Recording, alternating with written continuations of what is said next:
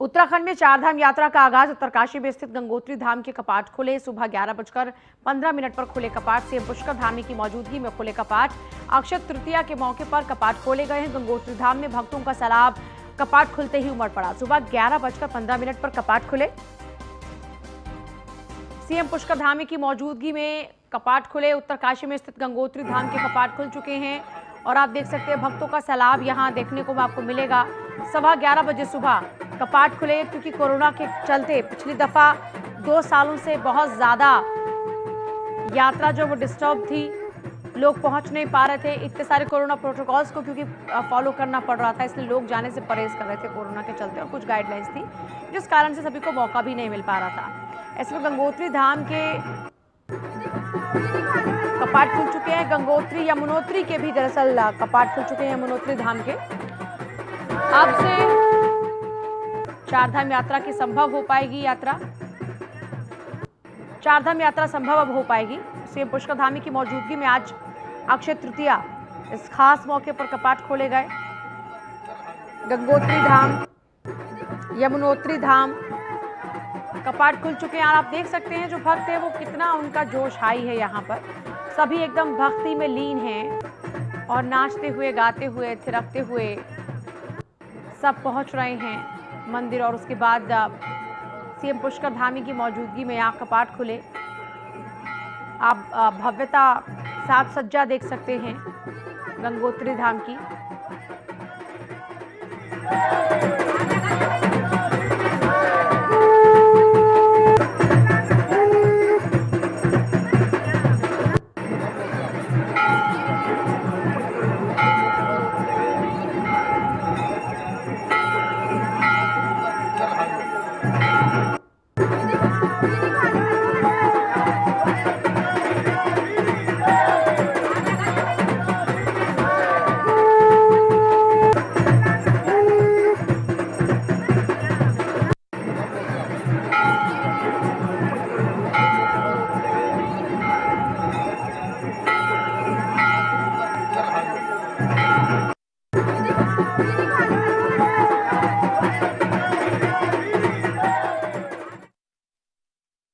देखिए, उत्तरकाशी जिले में गंगोत्री धाम स्थित है। इसकी अपनी विशेष मान्यता है। समुद्र तल से 3042 मीटर की ऊंचाई पर गंगोत्री धाम स्थित है। अक्षय तृतीया पर कपाट खुलते हैं गंगोत्री धाम के, और आज क्योंकि अक्षय तृतीया है, अक्षय तृतीया के मौके पर गंगोत्री धाम के कपाट खुल चुके हैं। नवंबर में शीतकाल के लिए कपाट बंद हो जाते हैं अक्टूबर महीने में, और 6 महीने मुखबा में ही माँ गंगा की पूजा होती है। और उसके बाद माँ गंगा का ये जो मुखबा गांव है, मायका है, यहाँ पर पूजा लगातार होती रहती है। अक्षय तृतीया पर कपाट खुले। सुबह 11:15 पर आज ये कपाट खुले हैं। अक्षय तृतीया पर सुबह 11:15 बजे कपाट खुले और आप देख रहे हैं भक्तों की भारी भीड़। अक्षय तृतीया पर सुबह 11:15 पर कपाट खुलते ही लोग वहां पर पहुंचे और दर्शन पूजन हुआ। सीएम पुष्कर धामी की मौजूदगी में कपाट खुले। गंगोत्री धाम अपने आप में विशेष है। मुखबा गांव में कपाट बंद होने के बाद वहीं गंगा मां की पूजा होती है, वहीं आरती होती है, और उसके बाद अब कपाट खुलते ही उन्हें वहां विराजमान किया गया है और भक्तों की भारी भीड़। और आप देख सकते हैं तस्वीर में कितना ज़्यादा भक्तों का जोश हाय है। जो माँ के भक्त हैं वो इंतज़ार करते हैं कि कब ये कपाट खुलें और कब वो माँ के दर्शन कर पाएँ।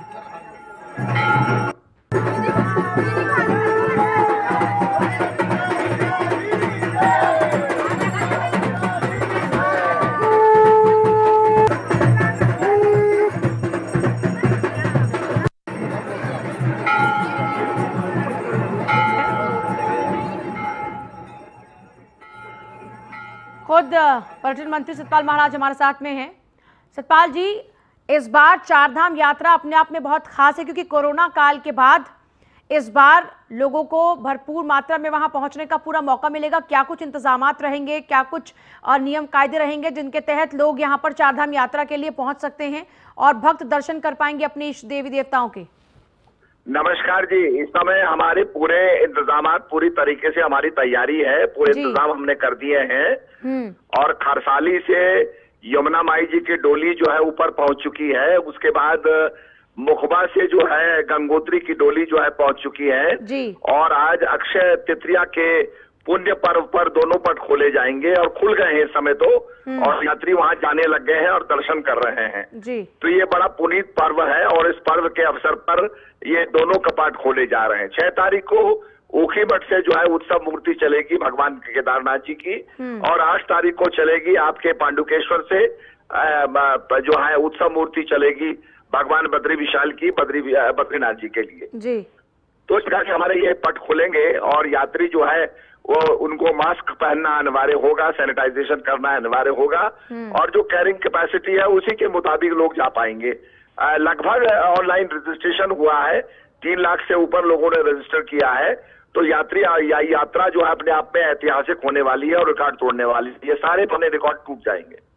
अच्छा, इस बार लोग जहां जाने को उत्साहित थे तो वहीं दूसरी तरफ सरकार को भी और वहां के स्थानीय लोगों को भी बहुत ज्यादा उत्साह है, क्योंकि कोरोना काल के बाद जैसा आप भी जिक्र करें कि 3 लाख अभी तक रजिस्ट्रेशन हो चुके हैं, तो जाहिर सी बात है इस बार अपार संभावनाएं हैं उत्तराखंड के लिए भी रोजगार के लिहाज से।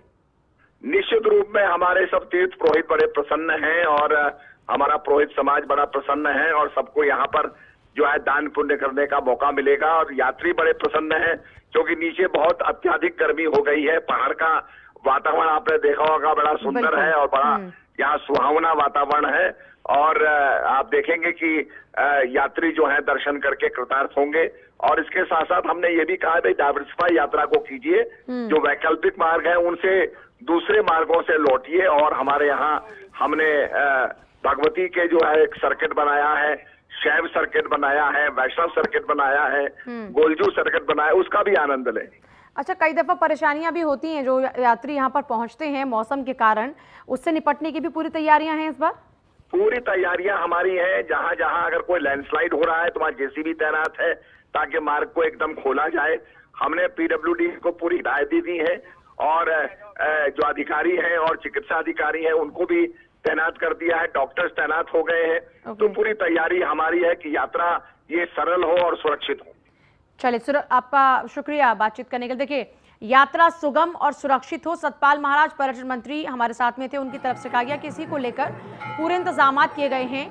आज गंगोत्री और यमुनोत्री के कपाट खुल चुके हैं। 6 तारीख को बाबा केदार और बाबा बद्री के दर्शन भी लोग कर पाएंगे और 6 तारीख से उनके दर्शन भी शुरू हो जाएंगे। तो कुल मिलाकर ये कहा जा सकता है कि 4 धाम यात्रा इस बार अपने आप में बहुत ही विशेष है। और सतपाल महाराज कह रहे थे कि इस वक्त आप देख रहे हैं कि बहुत ज़्यादा गर्मी है मैदानी इलाकों के अंदर, ऐसे में लोग पहाड़ों का रुख कर रहे हैं। एक तो पहाड़ों का रुख कर रहे हैं, दूसरी तरफ बाबा केदार के दर्शन, बाबा बद्री के दर्शन हो या फिर माँ गंगोत्री या यमुनोत्री के दर्शन की बात हो। 4 धाम यात्रा का अपने आप में विशेष महत्व है। ऐसे में अब जबकि 2 साल बाद कोरोना के बाद थोड़ी स्थिति सामान्य हो रही है, हालांकि केसेस में इजाफा हो रहा है, लेकिन फिर भी पहले के मुकाबले अब जो इस वक्त माहौल है वो बेहतर है, थोड़ा सामान्य है, और इसीलिए लोग निकल रहे हैं। यात्रा सुगम रहे इसको लेकर पीडब्ल्यूडी विभाग को पूरा अलर्ट मोड पर रखा गया है, और इसके अलावा चिकित्सा का भी पूरा ख्याल रखा जाएगा कि लोगों को कोई परेशानी ना हो, उनकी वहां पर देखरेख पूरी की जाएगी। अगर ऐसी कोई परेशानी आती है, जेसीबीज वहां पर मौजूद रहेंगी, कहीं पर भी लैंडस्लाइड होती है तो वहां पर तुरंत से उस मलबे को हटा दिया जाएगा ताकि लोगों के लिए कोई दिक्कत ना हो। तो इस तरीके से पूरी कोशिशें, पूरी तैयारियां फिलहाल की जा चुकी हैं उत्तराखंड सरकार की ओर से, और पर्यटन मंत्री सतपाल महाराज लोगों को आश्वस्त कर रहे हैं कि आपकी यात्रा न सिर्फ सुरक्षित होगी बल्कि सुगम भी होगी। वहीं आज से 3 दिवसीय उत्तराखंड दौरे पर रहेंगे सीएम योगी आदित्यनाथ। 3, 4 और 5 को उत्तराखंड में ही उनका प्रवास रहेगा। यूपी के मुखिया यमकेश्वर में गुरु अवैधनाथ की प्रतिमा का अनावरण करेंगे। यमकेश्वर के गुरु गोरखनाथ महाविद्यालय में अनावरण कार्यक्रम रहेगा। 4 मई को सीएम योगी अपने पैतृक गांव भी पहुंचेंगे। सीएम अपने पारिवारिक कार्यक्रम में शिरकत करेंगे। इसके साथ ही 5 मई को सीएम योगी हरिद्वार पहुंचेंगे। हरिद्वार में होटल का उद्घाटन करेंगे। यूपी सरकार द्वारा बनाए गए होटल का उद्घाटन करेंगे उत्तर प्रदेश के मुख्यमंत्री योगी आदित्यनाथ। आज से उत्तराखंड के 3 दिवसीय दौरे पर वो रहेंगे। यमकेश्वर जाएंगे, अपने परिवार वालों से मुलाकात करेंगे, उनके साथ वक्त बिताएंगे और अपने गुरु महंत अवैधनाथ की प्रतिमा का अनावरण करेंगे। इसी कार्यक्रम में मुख्यमंत्री पुष्कर धामी भी शामिल होंगे। स्वास्थ्य एवं शिक्षा मंत्री डॉक्टर धन सिंह रावत के मुताबिक सीएम योगी आदित्यनाथ 3 मई को उत्तराखंड पहुंच रहे हैं। 4 मई को यमकेश्वर स्थित भकियानी राजकीय डिग्री कॉलेज में अपने गुरु महंत अवैधनाथ की प्रतिमा का अनावरण करेंगे। ये कॉलेज सीएम योगी के गुरु महंत अवैधनाथ के नाम पर है। उन्होंने इस कॉलेज की स्थापना की थी। परिसंपत्तियों के बंटवारे में यूपी हरिद्वार में अलकनंदा होटल उत्तराखंड को देने पर पहले ही सहमति बन चुकी है। उत्तर प्रदेश के मुख्यमंत्री योगी आदित्यनाथ आज इस भित्याड़ी गांव में पहुंच रहे हैं, जहां वो इस कार्यक्रम स्थल पर मौजूद रहेंगे। उनके साथ मुख्यमंत्री पुष्कर सिंह धामी, स्थानीय विधायक रेणु बिष्ट, स्थानीय सांसद तीरथ सिंह रावत समेत भारतीय जनता पार्टी के वरिष्ठ नेता मौजूद रहेंगे।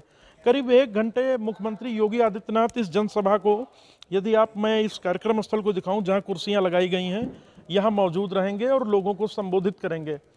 इसी कार्यक्रम स्थल से कुछ दूरी पर मुख्यमंत्री योगी आदित्यनाथ अपने गुरु महंत अवैधनाथ की प्रतिमा का अनावरण भी करेंगे। प्रशासन की तैयारियां बहुत जोरों शोरों से चल रही हैं और ये आप देखें तो एक वाटरप्रूफ बड़ा पंडाल लगाया गया है, ताकि मौसम बिगड़ने पर लोगों को किसी भी प्रकार से समस्या का सामना न करना पड़े। इस जनसभा में ही दोनों राज्यों के मुख्यमंत्री के मौजूद रहने से ही इस कार्यक्रम की दिव्यता और भव्यता और ज़्यादा महत्वपूर्ण हो जाएगी। आज का ये कार्यक्रम उत्तराखंड व उत्तर प्रदेश दोनों ही राज्यों के लिए बेहद महत्वपूर्ण है। कैमरा सहयोगी संदीप नेगी के साथ Sudeep Jain, news 1 India, Bhityadi, Yamkeshwar, Pauri Garhwal. CM Yogi Yamkeshwar Guru Avaidyanath की प्रतिमा का अनावरण करेंगे, जिसको लेकर तैयारियां पूरी हो चुकी है। न्यूज़ 1 इंडिया की टीम ग्राउंड जीरो पर है और सीएम योगी के उत्तराखंड दौरे की पल पल की अपडेट सबसे पहले आपको दे रहा है। एक रिपोर्ट देखिए। मुख्यमंत्री योगी आदित्यनाथ आज अपने गुरु की प्रतिमा का अनावरण करेंगे और ये योगी आदित्यनाथ के गुरु महंत अवैधनाथ की प्रतिमा यहाँ स्थापित की गई है। इस पूरे क्षेत्र को कवर किया गया है और फूल मालाओं से सजाया गया है। 3 बजे आयोजित होने वाले इस कार्यक्रम में अपने गुरु की प्रतिमा का मुख्यमंत्री योगी आदित्यनाथ अनावरण करेंगे। महंत अवैधनाथ की ये प्रतिमा है जो कुछ दिनों पूर्व स्थापित की गई थी। इसकी पूरी साज सज्जा की गई है और पूरी तरीके से इसे तैयार किया गया है और इसे फिलहाल कर्टन से ढका गया है। क्षेत्र में लोगों में उत्साह का माहौल है, तो सुबह से ही कार्यक्रम की तैयारियां भी जोरों शोरों से चल रही हैं। एक अनुमान के मुताबिक करीब 3 बजे उत्तर प्रदेश के मुख्यमंत्री योगी आदित्यनाथ, उत्तराखंड के मुख्यमंत्री पुष्कर सिंह धामी, स्थानीय सांसद, विधायक व मंत्री धन सिंह रावत के साथ ही पर्यटन मंत्री सतपाल महाराज भी यहाँ मौजूद रहेंगे। कैमरा सहयोगी संदीप नेगी के साथ Sudeep Jain, news 1 India, Bhityadi, Yamkeshwar, Pauri Garhwal. UP के मुख्यमंत्री योगी आज अपने पैतृक आवास पंचूर पहुंच रहे हैं, जो कि यमकेश्वर तहसील में स्थित है। उनके आवास पर साज सज्जा और सभी तैयारियां पूरी की जा चुकी है। सभी सुरक्षा के पूरे इंतजाम हैं। उनके आवास पर किसी को प्रवेश नहीं दिया जा रहा। मुख्यमंत्री योगी आदित्यनाथ के मामा ने न्यूज़ 1 इंडिया से खास बातचीत करते हुए पुराने दिनों की जानकारी दी। आज होने वाले कार्यक्रम के बारे में भी बताया। आज पंचूर गांव आ रहे हैं, उनके मामा कीर्ति सिंह नेगी जी हमारे साथ हैं, इनसे बातचीत करेंगे। मामा जी आज आपके भांजे आ रहे हैं, क्या कहेंगे, कितना महत्वपूर्ण दिन है आज? क्या बोल रहे, क्या आएंगे उनको देखकर वैसे भी खुशी हो जाती है। बोल रहे क्या प्रसन्नता होगी। उत्तर प्रदेश के मुख्यमंत्री हैं, हमारे भांजे हैं, स्वाभाविक हमारा सिर जो है गर्व से ऊंचा हो जाता है। हमको आप भी पूछते, आप, मैंने कहा मैं मामा हूँ, आप, मैंने आप मामा हूँ, मामा, स्वाभाविक रूप से हम जो है हमारा गर्व हो जाता है मुझे जो है। अच्छा, क्या कार्यक्रम है जिसमें मुख्यमंत्री योगी आदित्यनाथ जी आ रहे हैं और क्या रात्रि विश्राम करेंगे? उनके 2 है ना प्रोग्राम। एक तो है छोटे भाई का मुंडन संस्कार है। अच्छा। महेंद्र सिंह सबसे छोटा भाई, उनके लड़के का मुंडन, तो इसमें भी सम्मिलित हो गए वो। और थोड़ा सा इलाके में यहाँ मतलब उत्तर प्रदेश, यहाँ की तो जन्मभूमि है ना उसकी, यहाँ के हर आदमी जो है, इवन मिनिस्टर, मुख्यमंत्री हो चाहे, सब प्रभावित है उनको देख करके। और उत्तर प्रदेश में तो है ही उनके दाग। किसी इतने बड़े प्रदेश के 2 बार मुख्यमंत्री बना साधारण बात नहीं है। और फिर उत्तर प्रदेश चुनौती से भरा हुआ विशाल राज्य भी है, चुनौती से भरा हुआ राज्य जो है, वहाँ के मुख्यमंत्री सवाल 2 बार निर्विरोध, कोई विरोध नहीं, कोई किसी का हाँ जी हाँ जी हाँ जी है। फिर ऊपर मोदी जी है, मोदी जी का बड़ा हस्त भी है, ये भी है, तो ठीक ही है, बढ़िया। तो मामा जी फोन पर बात हो पाती है आपकी? और आखिरी बार आपकी कब मुलाकात हुई थी? मेरी मुलाकात तो करीब 3-4 साल पहले हुई थी, यहीं हुई थी ना, यहीं। और एक बार मैं उनके साथ जो है चुनाव भ्रमण में भी आया उनके साथ यहाँ पोखाल से, फिर कांडी, फिर यहाँ, फिर आगे कांडी से होते यहाँ हो गए, फिर नीलकंठ लास्ट स्टेशन उनके साथ घूमा मैं। उस समय घूमा उनका, और खंडूरी जी के चुनाव टाइम पर घूमते रहते बस ऐसा। तो ये मुख्यमंत्री योगी आदित्यनाथ जी के मामा थे, बहुत खुश भी हैं और उत्साहित भी हैं। साथ ही उन्होंने एक महत्वपूर्ण जानकारी दी कि परिवार में एक मुंडन संस्कार है जिसमें मुख्यमंत्री योगी आदित्यनाथ भी शामिल होंगे। कैमरा सहयोगी संदीप के साथ सुदीप जैन, न्यूज़ 1 इंडिया, पौड़ी गढ़वाल। और मैनपुरी पहुंचे प्रसपा के राष्ट्रीय अध्यक्ष शिवपाल यादव। मीडिया से बातचीत में कहा कि प्रदेश में बिजली समस्या को लेकर योगी सरकार पर निशाना साधते हुए आजम खान को लेकर कहा कि आजम पर जुल्म हो रहा है। आज की तारीख में सबसे सीनियर विधायक हैं, 10 बार के विधायक रहने के साथ सांसद भी रहे और शिक्षा के मामले में यूनिवर्सिटी मेडिकल कॉलेज तैयार उन्होंने की है। हम फिर मिलने जाएंगे, हम उनके साथ थे और उनके साथ रहेंगे। हमारा पूरा प्रयास रहेगा कि वो जल्द से जल्द जेल से बाहर निकले। अखिलेश को लेकर पूछे गए सवाल पर शिवपाल ने कहा कि अखिलेश से मेरी कोई नाराजगी नहीं, पूरा प्रदेश और खासकर सभी समाजवादी समझ रहे हैं। अखिलेश के बयान और बीजेपी से नजदीकियों पर शिवपाल ने कहा कि पूरा प्रदेश जानता है मैं समाजवादी हूं, समाजवादी में ही मेरी लगातार राजनीति रही है, समाजवादी में ही। और वो ये भी कहते हैं कि अखिलेश कहते हैं जल्दी भेजना चाहते हैं बीजेपी में तो मुझे समाजवादी पार्टी से निकाल दें। देखिए, पहले तो मेरा ट्वीट तो पढ़ ही लिया होगा, 18 घंटे 20 घंटे की कटौती, और कटौती के बाद छापेमारी, जुर्माना, FIR ये सब चल रहा है। जबकि देखिए उत्पादन बढ़ाना चाहिए था, उत्पादन बढ़ाना चाहिए था, बिजली देना चाहिए था। अब पूरा प्रदेश अब जूझ रहा है बिजली के संकट से गर्मी में। तो और कह रहे हैं कि मतलब बचत करें, 4 घंटे बिजली आती है, कहीं 6 घंटे बिजली आती है, उसमें भी बचत करें। और आज फिर ताजमहल देखने आगरा पहुंचे परमहंस आचार्य। आगरा पुलिस ने परमहंस आचार्य को हिरासत में लिया। दोपहर 12 बजे ताजमहल में प्रवेश का ऐलान किया था। परमहंस आचार्य को ताजमहल जाते वक्त रास्ते में रोका गया। ताजमहल का गलत इतिहास बताया गया। परमहंस आचार्य फिर से दोहरा रहे हैं और ताजमहल में नमाज पढ़ने दिया जा रहा है। मैं भगवा पहनी हूं इसलिए रोक लिया गया। फिर से इस बात को दोहराया और कहा कि मेरा बार बार अपमान हो रहा है।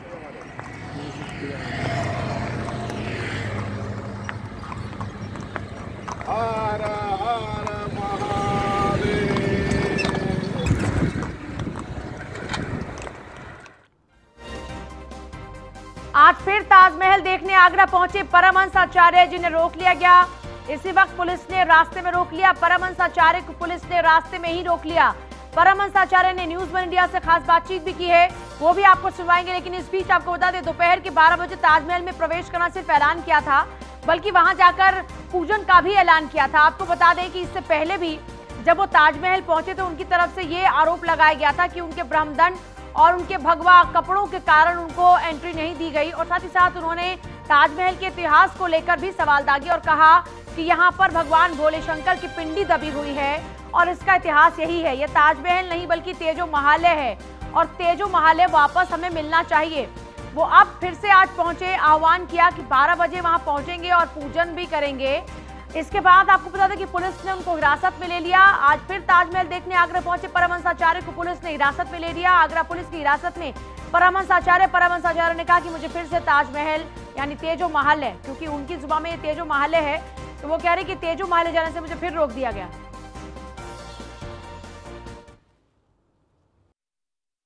अयोध्या से आए परमहंस आचार्य आगरा पहुंच चुके हैं और उन्होंने वीडियो के माध्यम से लोगों को यह जानकारी दी थी कि वो आज 12 बजे ताजमहल में प्रवेश करेंगे और भूमि पूजन करेंगे, क्योंकि 5 तारीख को उनका वहां पर जो भगवान शिव हैं उनकी प्राण प्रतिष्ठा का भी कार्यक्रम हमारे साथ मौजूद है। किस तरीके से आपने वीडियो के माध्यम से बताया, किस तरीके से आप देखिए, एक बार मैं आया था 26 अप्रैल को, तो लोगों ने कहा कि भगवा की नो एंट्री है, भगवा पहन के आप नहीं जा सकते हैं। हम चले आए। इसके बाद दूसरे दिन कोई भगवा पहन करके गए, धर्मदंड लेकर के गए। एसआई चीफ ने कहा कि भगवा की वजह से नहीं, धर्मदंड की वजह से रोका गया था। जब धर्मदंड की वजह से रोका गया था, दूसरे दिन कैसे कोई पहन लेके गया? तो उन्होंने फिर हमसे क्षमा मांगा और उन्होंने इन्वाइट किया कि स्वामी जी आप आइए, मैं आपको विजिट कराऊंगा। इसके बाद जो है मैं जब आज आया, चूँकि आज परशुराम भगवान की जयंती है, आज अक्षय तृतीया है, मंगलवार है, हनुमान जी का दिन है, तो मुझे रास्ते में जिस तरह से रोक दिया गया है, बार बार भगवा का अपमान करेंगे तो भगवा ये मेरा अपमान नहीं है, ये पूरे देश का अपमान है। 100 करोड़ हिंदुओं का अपमान है, बहुसंख्यक समाज का अपमान है, सभी हिंदुवादी संगठनों का अपमान है, सभी साधु संतों, धर्माचार्यों, शंकराचार्यों का अपमान है। और ये पूरा देश खड़ा हो जाएगा तो जवाब नहीं दे पाएंगे। मैं समझता हूँ अगर आप वहाँ टोपी वाले को जाने देते हैं तो भगवा वाले को भी जाने दीजिए, और अगर भगवा को रोक रहे हैं तो टोपी वाले को। भारी संख्या में जो हिंदू संगठन है आचार्य उनको भी आप किस तरीके से? बिल्कुल 5 मई को हमने कहा है कि भगवान शिव की वहाँ प्राण प्रतिष्ठा करूंगा और भारत को हिंदू राष्ट्र बनाने के लिए सनातन धर्म संसद का आयोजन करूंगा। उसी को लेकर के आज चूंकि शुभ मुहूर्त है, भगवान परशुराम की जयंती पूरे देश में मनाई जा रही है, तो भगवान परशुराम की जयंती के उपलक्ष्य में शुभ मुहूर्त में आज हनुमान जी का दिन भी है, तो आज मैं भूमि पूजन करने के लिए वहाँ जा रहा हूँ और ये लोग रोक रहे हैं। अब देखा जाएगा, अगर नहीं जाने देंगे तो मैं अनशन करूँगा। एक साथ तो बिल्कुल ये हमारे साथ परमहंस आचार्य थे, जिनका साफ कहना है कि वह आज भूमि पूजन के लिए ताजमहल के अंदर जा रहे थे, जिन्हें यहीं रोड पर पुलिस प्रशासन द्वारा रोक दिया गया है। आगरा से न्यूज़ 1 इंडिया के लिए संदीप सर।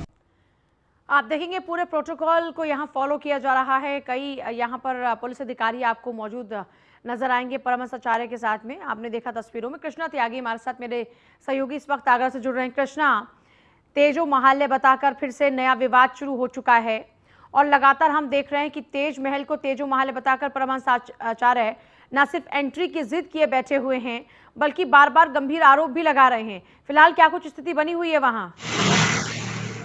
जी, मैं आपको बता दूं, जिस प्रकार जगत गुरु परमहंसाचार्य ने जिस वीडियो के माध्यम से ऐलान किया था कि आज अक्षय तृतीया का दिन है और आज के दिन कोई भी कार्य शुभ करने पर शुभ माना जाता है, उसको लेकर आज 12 बजे प्रवेश करने की, फाइनल में प्रवेश करने की बात रखी थी, लेकर प्रशासन पूरी तरह से अलर्ट दिखाई दिया। उसके बाद आगरा प्रशासन ने उन्हें रमाणा होटल पर ही वहां पर रोका और हिंदूवादी संगठनों को घरों में कैद कर दिया।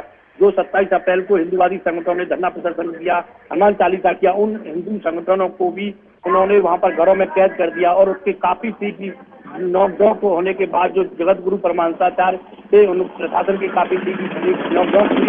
उसके बाद उन्हें ताजमहल दिखाने की बात कहकर उन्हें गाड़ी में बैठाला और काफी दूरी तक उन्हें बताया कि ताजमहल दिखाने ले जा रहे हैं, चलो गाड़ी बैठ जाइए।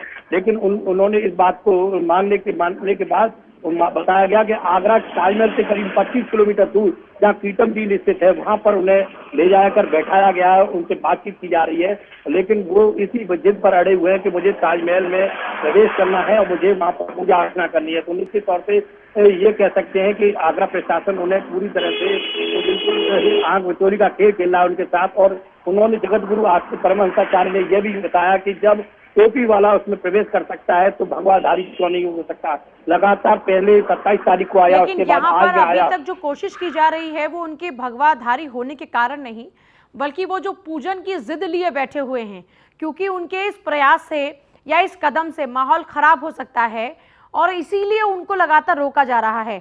ऐसे में पिछली बार कई और भी देख रहे थे हम, साधु संत समाज के लोग उनके साथ जुट गए थे। अब इस पूरी खबर को देखने और सुनने के बाद वहां पर क्या माहौल बना हुआ है और एहतियातन पुलिस ने क्या ताज की सुरक्षा को और ज्यादा बढ़ा दिया है, पुख्ता कर दिया है, इसको लेकर क्या कुछ अपडेट है? बिल्कुल पूजा जी, जिस प्रकार उन्होंने बताया, पिछली बार जो 27 तारीख की जो बात रखी थी, तो आगरा प्रशासन इसी बात को कहते हुए नजर आ रहा था कि आपके दंड को देखते हुए उन्हें एंट्री करने से रोक दिया गया। आपको भगवान से हमें कोई ऐतराज नहीं है, आप आइए और उसके बाद ताजमहल में प्रवेश कीजिए। इसको लेकर आज अक्षय तृतीया के दिन आज 3 तारीख उन्हें आज फिर से ताजमहल में आए, उसके बाद उन्हें रोका गया। लेकिन आज सबसे बड़ी बात यह है कि जब ताजमहल पर आ रहे थे तो भगवा पहन के आ रहे थे, उसके बाद उन्होंने इसी बात को परमहंसाचार्य ने खुद ये कहा है, जब टोपी वाले को उसमें प्रवेश कर सकते हैं, टोपी वाले कर सकते हैं, तो हम भगवाधारी क्यों नहीं हो सकते। तो निश्चित तौर से ये जब प्रशासन ने इस बात को कहा कि आपको ताजमहल दिखाएंगे और यहाँ से उन्हें मुद्दा करके करीबन 30 किलोमीटर दूरी पर उन्हें कैद कर दिया गया, उन्हें रोक दिया गया और ये कहा गया। और उसके पीछे आगरा प्रशासन की पूरी मीडिया भी उनके साथ देखी गई, लेकिन देखा गया कि मथुरा की तरफ काफी दूरी पर तो पहले तो बताया नहीं गया कि कहां पर ले जाए जा रहे हैं। तो निश्चित तौर से ये भी कह सकते हैं कि और यहाँ ताजमहल की बात करें तो आगरा प्रशासन ने ताजमहल की सुरक्षा को और पहले से और भी बढ़ा दिया है और छावनी में तब्दील कर दिया है कि यहाँ पर कोई भी व्यक्ति वहां पर जाए नहीं और कोई भी भगवाधारी वहां पर प्रदर्शन नहीं करे। वहाँ बैरिकेडिंग सुविधा बढ़ा दी गई है, ड्रोन से पूरी सुरक्षा की तैनाती की जा रही है। जी पूजा जी, चलिए शुक्रिया आपका फिलहाल पूरी जानकारी के लिए। और वहीं मथुरा में बांके बिहारी मंदिर में अक्षय तृतीया के मौके पर इस पर्व को बड़ी धूमधाम से मनाया गया, पूजा अर्चना की गई।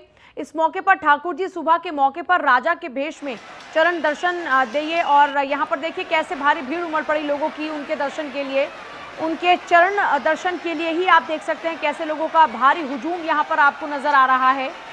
अपने आराध्य के श्री चरणों के दर्शन कर श्रद्धालु जयकारे लगाने लगे। मंदिर में यहाँ पर जो सेवादार थे उन्होंने बताया कि भगवान बांके बिहारी को चंदन का लेप, बेसन के लड्डू और सतुआ का भोग लगाया जाता है। बांके बिहारी पीले वस्त्र पहनकर और आभूषणों से सुसज्जित होकर श्रद्धालुओं को दर्शन देते हैं। आज के दिन स्वर्ण मुद्रा के दर्शन भक्तों को करवाए जाते हैं। सुबह राजा के भेष में चरण दर्शन देने के बाद शाम को ठाकुर बांके बिहारी के पूरे श्रीविग्रह पर चंदन लेपन होता है और आराध्य अपने भक्तों को सर्वांग दर्शन देते हैं। वहीं मंदिर प्रशासन ने कोरोना के चलते लोगों से सोशल डिस्टेंसिंग का पालन करने की अपील की, लेकिन अपने आराध्य की भक्ति में लोग इतना लीन हैं कि किसी को यहाँ याद नहीं कि सोशल डिस्टेंसिंग भी कुछ होती है या कुछ पॉसिबल है। आप देख सकते हैं इतनी भारी भीड़ है, यहाँ कौन सा सोशल डिस्टेंसिंग फॉलो किया जा सकता है। आप देख सकते हैं लोगों का इतना भारी हुजूम यहाँ पर उमड़ा है। श्रद्धालुओं ने अपने आराध्य के चरणों के दर्शन किए और उसी भक्ति में पूरी भक्ति भावना के साथ लीन हो गए। अक्षय तृतीया का पर्व उत्तर भारत के लिए विशेष महत्व रखता है, क्योंकि आज के दिन ठाकुर श्री बांके बिहारी जी के चरणों के दर्शन और सर्वांग दर्शन होते हैं, जो कि वर्ष में एक ही बार भक्तों को इस दर्शन का लाभ मिलता है। तो ये उत्तर भारत में बहुत विशेष रूप से मनाया जाता है और बिहारी जी और ब्रज में तो इसके लिए लालाई तलब रहते हैं। अद्भुत असमय बिल्कुल ऐसा लगा भैया की वजह से, मतलब हर बार आते ही हैं इस महीने, इतने बढ़िया दर्शन हुए, इतने बढ़िया दर्शन हुए, चरण दर्शन, दिल खुश हो गया। बिल्कुल बता रहा हूँ। व्यवस्था कैसी रही? व्यवस्था ठीक है, भीड़ रहती है क्योंकि पब्लिक जरूर से ज़्यादा हो जाती है। फिर मंदिर में जो भी जाता है उसका निकलने का मन नहीं करता है ठाकुर जी के सामने। और फिलहाल आपसे ले रहे हैं इजाजत, नमस्कार।